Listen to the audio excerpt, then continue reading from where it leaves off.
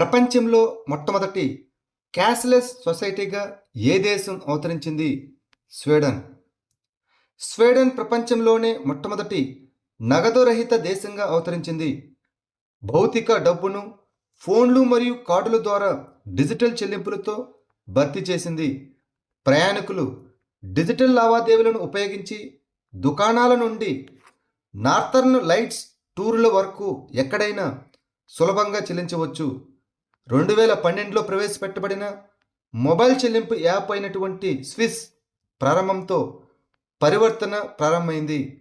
2025లో భారతదేశంలో అతిపెద్ద దాతగా అనగా ఫిలాంథ్రోపిస్టుగా ఎవరు మొదటి స్థానంలో నిలిచారు?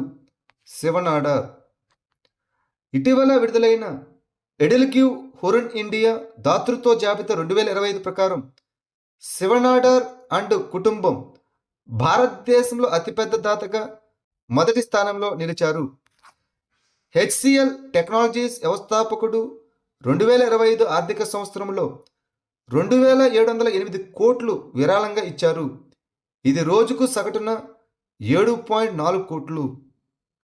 స్వచ్ఛ సర్వేక్షణ్ 2025లో భారతదేశంలోని ఏ నగరం అత్యంత అపరిశుభ్రమైన నగరంగా ప్రకటించబడింది? మదురై, తమిళనాడు. స్వచ్ఛ సర్వేక్షణ్ 2025 నివేదిక ప్రకారం తమిళనాడులోని మదురై 10 లక్షలకు పైగా జనాభా కలిగిన ప్రధాన నగరాల్లో అత్యంత అపరిశుభ్రమైన నగరంగా ప్రకటించబడింది. గృహ నిర్మాణ మరియు పట్టణ వ్యవహారాల మంత్రిత్వ శాఖ విడుదల చేసిన ఈ నివేదిక వ్యర్థాల నిర్వహణ సరిగా లేకపోవడం మరియు సరైన పారిశుద్ధ్య మౌలిక సదుపాయాలు లేకపోవడం వంటి అంశాలను దాని తక్కువ ర్యాంకుకు ప్రధాన కారణాలుగా హైలైట్ చేసింది. మొదటి స్థానంలో మదురై, రెండవ స్థానంలో లూథియానా, మూడవ స్థానంలో చెన్నై నిలిచాయి. ఐయుసిఎన్ ద్వారా ఏ జాతీయ ఉద్యానవనానికి మంచి ర్యాంకు అనగా గుడ్ ర్యాంక్ లభించింది? కాంచనజంగా జాతీయ ఉద్యానవనం, సిక్కిం రాష్ట్రం. భారతదేశంలోని సిక్కింలో ఉన్న కాంచనజంగా జాతీయ ఉద్యానవనం international union for conservation of nature ద్వారా మంచి ర్యాంకుతో రేట్ చేయబడిన జాతీయ ఉద్యానవనం. ఇటీవల ఐయుసిఎన్ వరల్డ్ హెరిటేజ్ అవుట్లుక్ 2025 నివేదికలో ఈ సానుకూల పరిరక్షణ హోదాను పొందిన భారతదేశంలోని ఏకైక ప్రదేశం ఇది. అక్టోబర్ 2025లో మౌంజారో ఏ యాంటీబయాటిక్ను అధిగమించి భారతదేశంలో అత్యధికంగా అమ్ముడైన ఔషధంగా మారింది? ఆగ్మెంటిన్. ఎలీలిల్లీ బరువు తగ్గించే ఔషధం మౌంజారో అక్టోబర్ 2025లో భారతదేశంలో అత్యధికంగా అమ్ముడైన ఔషధంగా మారింది. ఇది విస్తృతంగా ఉపయోగించే యాంటీబయాటిక్ అయిన గ్లాక్సో స్మిత్ క్లైన్ ఆగ్మెంటిన్ను అధిగమించింది. అక్టోబర్లో మౌంజారో $1 బిలియన్ సంపాదించగా ఆగ్మెంటిన్ $800 మిలియన్ సంపాదించింది. అంతరిక్షంలో ఏ డేటా సెంటర్లను నిర్మించడానికి గూగుల్ ఏ ప్రాజెక్టును ప్రకటించింది? Project sun catcher. నవంబర్ 2025లో గూగుల్ ప్రాజెక్ట్ సన్ క్యాచర్ను ప్రకటించింది. ఇది సౌరశక్తితో పనిచేసే అంతరిక్ష ఆధారిత ఏఐ మౌలిక సదుపాయాల వ్యవస్థను రూపొందించడానికి ఒక పరిశోధన ఇనిషియేటివ్.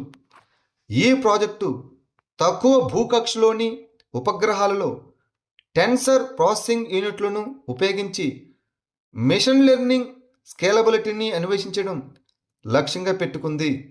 దేశంలో మొట్టమొదటిసారిగా మహిళా ఉద్యోగులందరికీ నెలకు 1 రోజు వేతనంతో కూడిన ఋతు సెలవును ఆమోదించిన రాష్ట్రం ఏది? కర్ణాటక.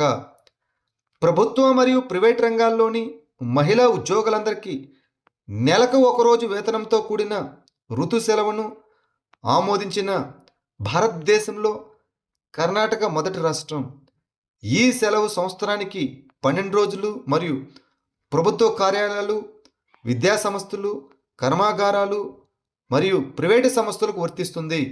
ఐక్యరాజ్య సమితి జల సదస్సులో చేరిన దక్షిణాసియాలో మొదటి దేశం ఏది? బంగ్లాదేశ్. ఐక్యరాజ్య సమితి జల సదస్సులో చేరిన దక్షిణాసియాలో మొట్టమొదటి దేశంగా బంగ్లాదేశ్ నిలిచింది. ఐక్యరాజ్య సమితి జల సదస్సును అధికారికంగా సరిహద్దు జలమార్గాలు మరియు అంతర్జాతీయ సరస్సుల రక్షణ మరియు వినియోగంపై సమావేశం అని పిలుస్తారు. దీనిని 1992లో హెల్సింకిలో ఆమోదించారు. ఇది సంఘర్షణలను నివారించడానికి, శాంతిని ప్రోత్సహించడానికి మరియు స్థిరమైన అభివృద్ధి లక్ష్యాలకు మద్దతు ఇవ్వడానికి సహాయపడుతుంది. రాడార్ సిగ్నల్స్ నుండి వర్షపాత డేటాను సేకరించే యంత్ర అభ్యాస ఆధారిత సాంకేతికతకు ఏ విశ్వవిద్యాలయం జాతీయ పేటెంట్ను పొందింది?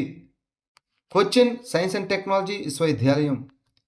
Cochin university of science and technology ఖచ్చితమైన వర్షపాత డేటాను సేకరించే యంత్ర అభ్యాస ఆధారిత రాడార్ టెక్నాలజీకి జాతీయ పేటెంట్ను పొందింది. ఈ వ్యవస్థను advanced centre for atmospheric radar రీసెర్చ్లో అభివృద్ధి చేశారు. ఇది తీవ్రమైన ఋతుపవన ఘటనలకు గురయ్యే రాష్ట్రమైన కేరళకు వరదాంచిన మరియు ముందస్తు హెచ్చరిక వ్యవస్థలను మెరుగుపరుస్తుంది. ఏ నెలను chronic obstructive pulmonary disease COPD అవగాహన మాసంగా గుర్తించారు? నవంబర్ను క్రానిక్ అబ్స్ట్రక్టివ్ పల్మనరీ డిసీజ్ అవగాహన మాసంగా పాటిస్తారు. దీని నివారణ మరియు ముందస్తు గుర్తింపు గురించి అవగాహన కల్పించడానికి ఇది ఉపయోగపడుతుంది. ప్రపంచ ఆరోగ్య సంస్థ ప్రకారం సిఓపిడి ప్రపంచవ్యాప్తంగా మరణాలకు 4వ ప్రధాన కారణం. దీని వలన 2021లో 3.5 మిలియన్ల మంది మరణించారు. ఈ సిఓపిడి అనేది ఊపిరితిత్తుల వ్యాధి. ఇది వాయు మార్గాలు లేదా గాలి సంచులలో వాపు, అదేవిధంగా మచ్చలను కలిగిస్తుంది. ఇది శ్వాస సమస్యలకు దారితీస్తుంది. ఉపగ్రహ ఇంటర్నెట్ సేవల కోసం ఎలాన్ మస్క్ స్టార్లింక్తో భాగస్వామ్యం కుదుర్చుకున్న భారతదేశంలో మొట్టమొదటి రాష్ట్రం ఏది? మహారాష్ట్ర. నవంబర్ 5న మహారాష్ట్ర ప్రభుత్వం స్టార్లింక్ శాటిలైట్ కమ్యూనికేషన్స్ ప్రైవేట్ లిమిటెడ్తో ఉపగ్రహ ఆధారిత ఇంటర్నెట్ను అందించడానికి లెటర్ ఆఫ్ ఇంటెంట్పై సంతకం చేసిన మొదటి భారతీయ రాష్ట్రంగా అవతరించింది. ఈ భాగస్వామ్యం మహారాష్ట్రలోని గడ్చిరోలి, నందూర్బార్, వాషిం మరియు ధారాసివ వంటి మారుమూల జిల్లాలకు హైస్పీడ్ ఇంటర్నెట్ను అందించడం లక్ష్యంగా పెట్టుకుంది. గజాలా ఫిర్దౌసి హస్మి ఇటీవల ఏ యుఎస్ఏ రాష్ట్రానికి లెఫ్టినెంట్ గవర్నర్ అయ్యారు? వర్జీనియా. గజాలా ఫిర్దౌసి హస్మి ఇటీవల వర్జీనియా లెఫ్టినెంట్ గవర్నర్గా ఎన్నికయ్యారు. ఆమె నవంబర్ 5, 2025న జరిగిన ఎన్నికల్లో విజయం సాధించి జనవరి 17, 2026న పదవి బాధ్యతలు స్వీకరించనున్నారు. ఆమె మొదటి ముస్లిం మహిళ, భారత సంతతికి చెందిన మొదటి వ్యక్తి మరియు వర్జీనియాలో రాష్ట్రవ్యాప్త కార్యాలయానికి ఎన్నికైన మొదటి దక్షిణాసియా అమెరికన్గా మరియు యునైటెడ్ స్టేట్స్లో ఎక్కడైనా రాష్ట్రవ్యాప్త కార్యాలయాన్ని గెలుచుకున్న మొదటి ముస్లిం మహిళ. జోహ్రాన్ హమ్దాని ఏ నగరానికి మేయర్గా ఎన్నికయ్యారు? న్యూయార్క్. అమెరికాలోని న్యూయార్క్ నగర మేయర్గా జోహ్రాన్ హమ్దాని ఎన్నికయ్యారు. జనవరి 1, 2026న పదవి బాధ్యతలు స్వీకరించనున్నారు. హమ్దాని న్యూయార్క్ నగరానికి తొలి ముస్లిం మేయర్ అవుతారు. ఆయన దక్షిణాసియా సంతతికి చెందిన నగరానికి తొలి మేయర్. ఆఫ్రికాలో ముఖ్యంగా ఉగాండాలోని కాంపాలాలో జన్మించిన ఎన్వైసీకి తొలి మేయర్ ఆయన. 34 సంవత్సరాల వయసులో ఆయన అతి పిన్న వయస్కుడైన మేయర్ అవుతున్నారు. మినిట్మ్యాన్ 3 ఇంటర్కాంటినెంటల్ బ్యాలిస్టిక్ క్షిపణి ఐసిబిఎంను ఏ దేశం అభివృద్ధి చేసింది? USA. United states of America వైమానిక దళం ఇటీవల మినిట్మ్యాన్ 3 ఇంటర్కాంటినెంటల్ బ్యాలిస్టిక్ క్షిపణి యొక్క విజయవంతమైన పరీక్ష ప్రయోగాన్ని నిర్వహించింది. LGM-30G మినిట్మ్యాన్ 3 అనేది ఉపరితల దాడుల కోసం రూపొందించబడిన అమెరికన్ నిర్మిత సైలో లాంచ్డ్ గైడెడ్ క్షిపణి. యుఎస్ డిపార్ట్మెంట్ ఆఫ్ డిఫెన్స్ కోడ్లో ఎల్ అనగా సిలో లాంచ్డ్, జి అనగా ఉపరితల దాడి మరియు ఎం అనగా గైడెడ్ క్షిపణి. యుఎస్ఏ ప్రస్తుతం దాని ఆయుధశాలల్లో దాదాపు 440 మినిట్ మ్యాన్ 3 క్షిపణులను నిర్వహిస్తుంది.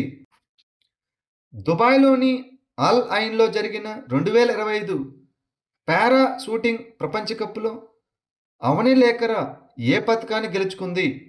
బంగారు పథకాన్ని.